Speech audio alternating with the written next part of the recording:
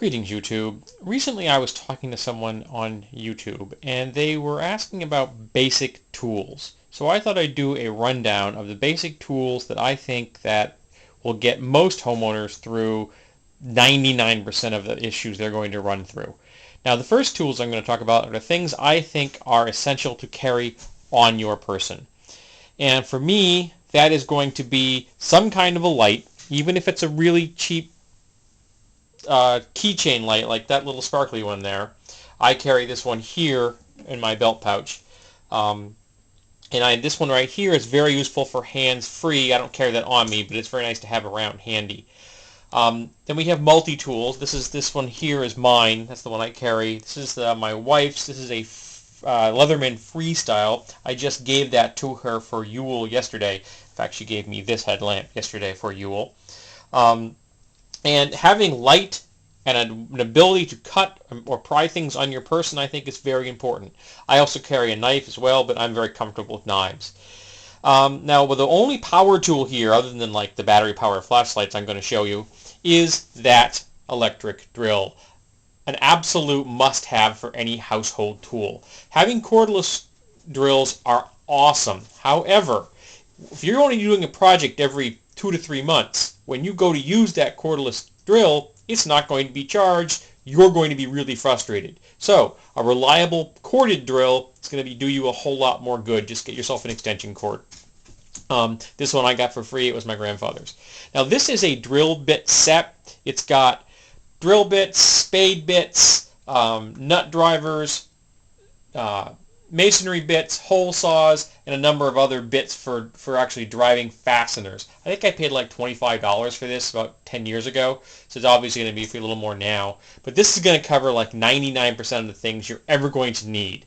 I had to buy some additional spade bits at one point because apparently the peepholes that you put in doors for security are 9/16, and this kit didn't have it, so I bought myself another set. This right here is a tester to tell you if your plugs are grounded. Handy to know if you're going to be plugging computers and things like that into walls. This is a Klein tester. It's a little specialized, I freely admit, but this will tell you if something has an electrical current. A wall socket, a light socket. It'll keep you from getting yourself killed because it'll beep if something has a power in it, so you won't get yourself electrocuted.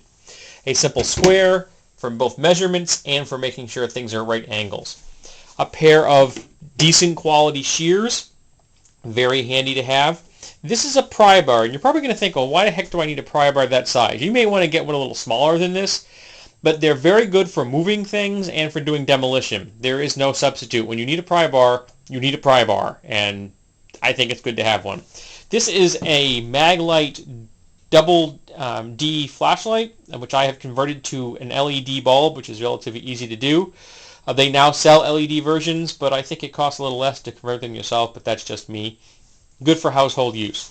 This is a level. You may not need one quite this size. This one also has a magnetic strip, so it'll stick to things that are ferrous, which is nice. But again, if you're going to be hanging pictures or things like that, or shelves, having a level like this, it'll be invaluable. It also functions as a straight edge.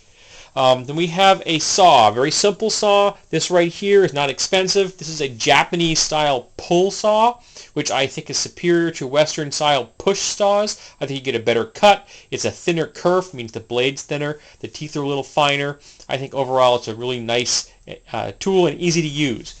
This odd looking contraption with the red handle and the black strap is a strap wrench, which is great because it can wrap around very odd shaped things and torque them easily. It is also the best jar opener money can buy, and you will love it for that purpose alone. Then we have a mallet, which is very good, solid rubber head. If you want to move something delicately and you don't want to damage it, very handy to have. Then we have a 5-in-1 painter's tool for light prying and for scraping, very handy. I've used it on numerous projects, worth its weight in gold. Then we have a standard claw hammer, nothing fancy, useful to have around the house. We have safety glasses. These are very important to have right here, okay? Especially if you're using a hammer or you're prying something. You're using a saw. Keep dust out of your eyes. Tape measure, very useful. A utility knife for cutting things. Just really good. Now this set of tools right here folds up like this. Okay, this particular set is from my car trunk. I carry this with me everywhere I go in my car. I have used it 1,000 times to do different projects where I'm not at home. I think I paid $25 for this 10 years ago. So nowadays it's going to be 30 or 35 bucks. I think I bought it at Walmart. It has a general selection of Allen wrenches, screws, open-end wrenches, it has a ratchet with an entire selection of bits, extensions, open-end wrench, different bits for the driver up there, needle nose pliers. You will get almost 90% of the things a household has to deal with in that kit. It's awesome.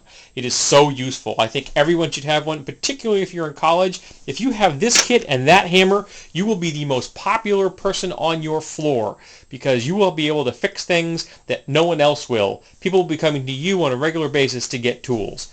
And you notice that this doesn't take up a lot of space. This is one small table, and this is all the tools I think you're going to need to do most household things. Now, I've got many more tools than this. This is not my entire collection by any stretch of the imagination.